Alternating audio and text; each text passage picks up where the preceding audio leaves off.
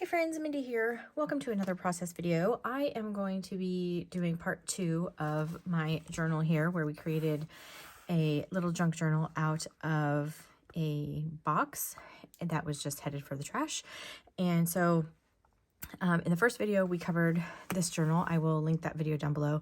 Today, I want to work on creating the signatures. I'm looking at probably doing 2 signatures in this little journal, just because the spine is a little over an inch, and I feel like that will help kind of fill up that space really well. You could do it in one signature if you wanted to, but I think for the size of it, 2 smaller signatures are going to be good.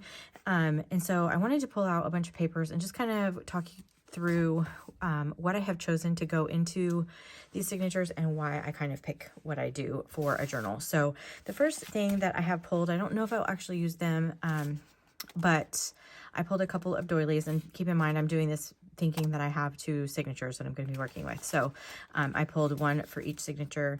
I also have, these are the inserts from the Traveler's Notebook that I recently deconstructed for my By the Will for God devotional. I took a Traveler's Notebook and kind of reconstructed it.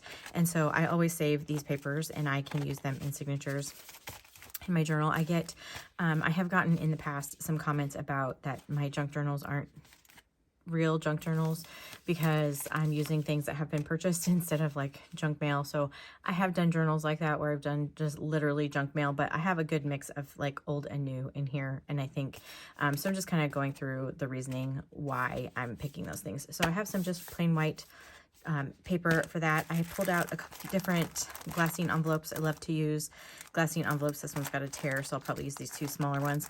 I like the texture of them in a journal. I also did pull out a couple of just regular envelopes. We can cover these, and they just make fun little pockets and different things with those windows. And then I did pull out some pattern paper that I felt like just kind of went with the theme for the cover. But these are, some of them are double-sided and some of them are single-sided. So I may just end up using these for ephemera to go in the journal, or they may end up as pages. I'm not quite sure. But I pulled those out just in case. Here's another one. This is an 8x8. This is from Prima. I have a couple of sheets of hymnal paper. I have just some book pages here that have like botanicals on them that I just thought would go really well. And then I have a couple of textured pieces. This is like, I think this is probably wallpaper. So I'm gonna have to square that up a little bit, maybe. But I just thought the texture of that would be fun to have in there. And then this one as well. This came from my gathered kit a while back from A House of Books, and it's just, the texture is great. I like to have things that have texture and different like sounds and feels to them in my journals. That's just what I like to do. And then this one is some Railroad Company paper, so I have a couple of these, one for each signature, that I'll probably just put in. I love the font. I just love the vintage paper. And if you've seen videos before, my dad worked for the railroad. He retired from the railroad, and so anything that's railroad related, I like to include, just makes me think of my dad. So and this is 1882, so these are pretty cool. So I thought those would be fun in there. And then I pulled out this might be just a little bit too big. I don't know if I can get it to cut down to salvage it with it still kind of making sense, because the image itself is really big, but we'll see what we can do with that. And then just some other book pages here that have diagrams. These are just kind of filler pages, but you can you know, decorate over them or whatever, but they're just kind of fun to have in there. And then these are actually just like printed cardstock, printed pattern paper that I have. And these were also from an old gathered kit from A House of Books, and as well as this paper that I thought maybe I would do some tags or something out of that. Then I have some dictionary pages. These are just always good. And then of course I have a few sheets of coffee dyed paper as well. Some kind of have a little bit of a pattern to them. Some are just regular coffee dyed papers, but those are kind of all of the papers that I pulled out thinking that they will go in there. We'll see what happens when I actually start piecing everything together and kind of cutting it down. I like raw edges and different things, so I'll probably just use my ruler and trim them down that way. I'm not going to like use a trimmer too much, I don't think. And then I will get these 2 signatures kind of assembled and then get them sewn into my journal. So I'm going to put you on fast forward now while I kind of work through putting these signatures together, and then we'll sew them in. Okay, so I have basically taken these 8.5 by 11 sheets of coffee dyed paper, and I tore them in half, and then I am folding them in half, and these will make up the 2 signatures. I did kind of take one piece and sort of fit it to the journal, so I'd have kind of an idea for how big each piece of paper needed to be without, you know, I don't mind if one's smaller or one is a little bit larger, but so that it would basically stay within the journal cover. So I'm just going to go through here. You can see I'm tearing these in half again, like I said, and then I do have to trim off just a little bit off the edge, and I'll save those strips for some other things. You can stamp on those like with some Tim Holtz numbers and stuff, and just give yourself some fun ephemera doing it that way. So I will save those little coffee dyed pieces. And then I have this dictionary. I'm going to do the same thing, just kind of fold it in half. And then because this is kind of a big page, then I'll kind of tear that down and then use this 1/2 for each one of those signatures. I'm not going to make you watch the whole thing while I'm doing all of these pages. And there are some pages that I did leave out. I just felt like it was going to get a little bit too bulky if I added everything in there. And some of it is just kind of, you know, preference. Like I said, I do like to have a bunch of just, you know, textures and patinas and, you know, just different things, different types of paper and stuff. So I'm going to set those off to the side here. And then this is, like I said, one of those pages that's just an actual like scrapbook paper type paper, but I really just liked the color of it. And so I folded one of the sections back on itself instead of tearing that off. And that way I can create a little pocket or tuck spot, or even just glue it down for some extra enforcement if I want to. And I will obviously just make that decision as I'm working through the journal. And then I'm going to do the same thing with this kind of green color. This was a little bit heavier weight, so I did need to use my ruler here for this. And again, I'm just kind of, you know, eyeballing what I think is going to fit into the signature without sticking out. And then I will either trim those edges off or I'll fold them back on themselves. This paper actually did not end up in my journal, I don't believe. It was fun, but it was just a little bit brittle. And so along the edge where it was, you can kind of see there, it was kind of cracking a little bit. And so I just didn't feel like it was going to hold up.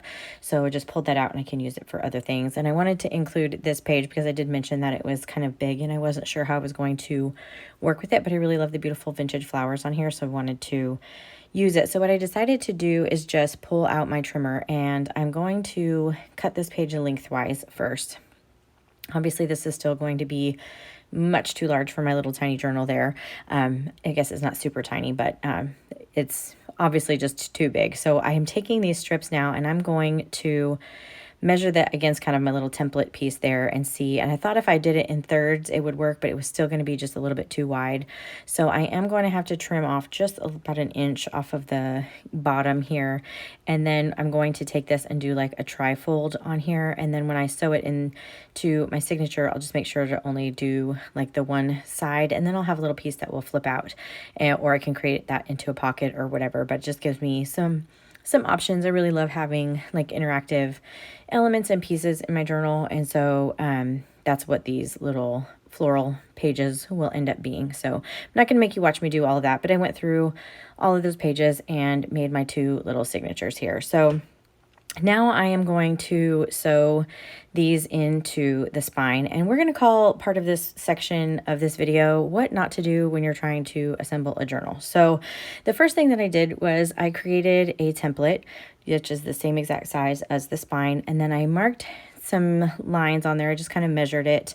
And then where those lines intersected, I put a dot, and that is where I'm going to punch my holes into the spine. I'm doing a 3-hole pamphlet stitch for these signatures, and this will just keep everything nice and neat and evenly spaced. So you can see on there I have a T for top. That's just make sure I get everything in the right space. I'm working on a foam board. This is just something I've had for years, but you could use an old book. It would work just fine.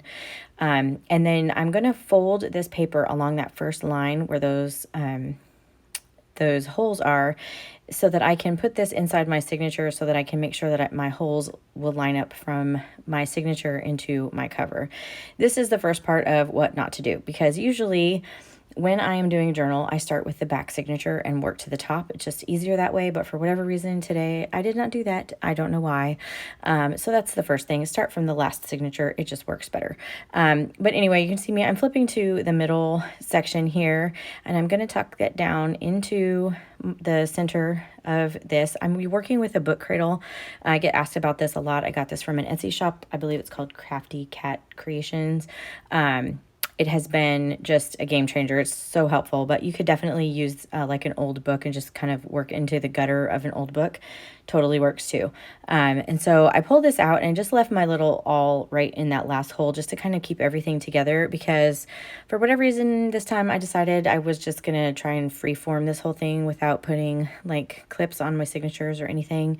So again, this is kind of what not to do. So I'm sewing this first signature. I started on the inside. I have waxed linen thread that I'm using, and I cut it to about 3 lengths of the height of the spine. So I went from the outside, or from the inside to the outside, and now I'm trying to come back in that top hole, but because I didn't have clips on it, everything has now shifted, and so I'm having to fight with this. And I left this in because these kinds of things just happen, and it's not something that you can't fix or whatever, but I just went through kind of a little section by section of paper here and just threaded it back onto my needle. This would have been much easier if I would have had clips on my signature.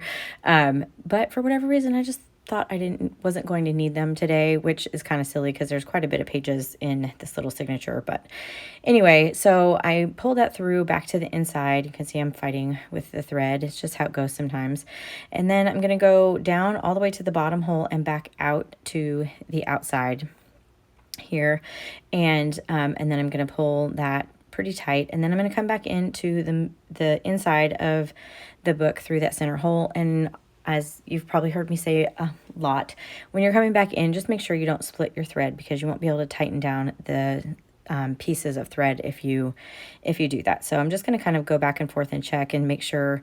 I want those stitches on the outside to be nice and tight, not so tight that it makes it bow or anything, but tight enough that it's really good and secure.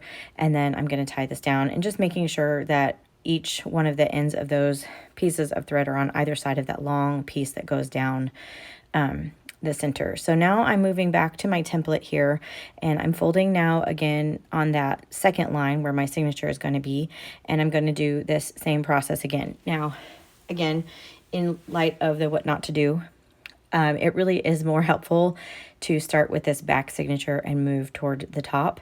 It's just you're not fighting with having all of those signatures in your way while you're trying to sew it in. So, but I did learn my lesson, and now I'm bringing in my little clips. I get a lot of questions about these clips.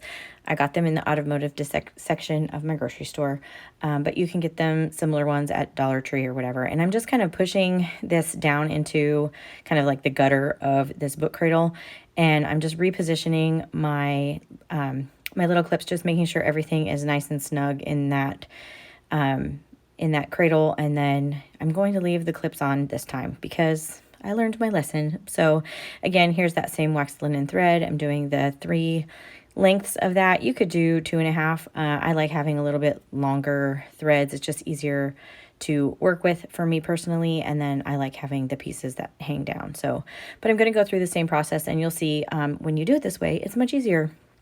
So again, going from the inside to the outside spine, up to the top, and then back in through that top hole, and it just goes right in when everything is held in place. And then I'm going to go down to the bottom hole and out to the outside spine, and then back in the middle, and we're going to just repeat this process. So a couple things just to note that, you know, it does work a little bit better if you have it clipped. You don't have to have those particular clips, paper clips, binder clips, whatever. Just holds everything in place and keeps them from wiggling around a little bit. And then I'm going to do the same process. Make sure each one of those tails are on opposite sides of that long thread that's going down the center, and I'm just making sure everything's tight. For some reason, this one just didn't want to tighten down very well. Finally got it there though, and then I'm just going to tie a knot here, and then I'll trim those pieces down just a little bit so they're about the same size as the other signature kind of hanging down from the bottom of my journal. And then I'm not going to flip through every page because there's actually a lot of pages in here, a lot more than I thought was going to fit. So you can kind of see a rough idea of what this is going to look like. I will be doing some decorating of these pages and some creating of ephemera, so I'll do a more thorough flip through down the road. And so you can kind of see how everything is working through there. I did put the doilies in there. I have a couple pieces here that flip out, those glassine envelopes, and just a general fun junk journal. So stay tuned for part 3, where I do some ephemera and do some decorating of the pages. If you like this video, give it a thumbs up, subscribe to my channel if you haven't already, and until next time, bye.